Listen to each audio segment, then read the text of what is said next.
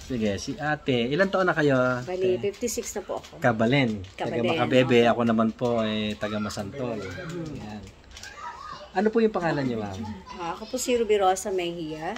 Taga Manila po ako. Manila Health Department. From Manila Ano po Health siya? Department po ako. Sa City Hall. Staff po siya Manila ni City Hall. Ma'am Hani. Lacuna, opo. Hani, Lacuna. Tsaka nung mga previous mga mayor, no? Yes po. Nila... Since nung kay Mel Lopez pa po ako. So, until now po. So, yun. Kaya katrabaho niya, ang resulta, Yes. ba't kayo nagpunta dito? Back pain? Yes po, nagkaroon po ako ng back pain. Balikat? Sa balikat po, tsaka yung Migraine. O, yun. Lahat. Pinakaiwan na po niya sa katatrabaho. After po nung ginawa natin, kamusta po? Nawala po lahat. Lahat. Opo. Wala na masakit sa ulo, wala, Wala na na back pain, wala na masakit sa Kasi ulo. ang talagang iniinda ko po yung pagkahilo, tapos yan. na po yung sa back pain. So, nawala naman po. Nawala na. That's it. Salamat po sa Diyos. Thank you po. Salamat sa Diyos. Salamat sa Diyos.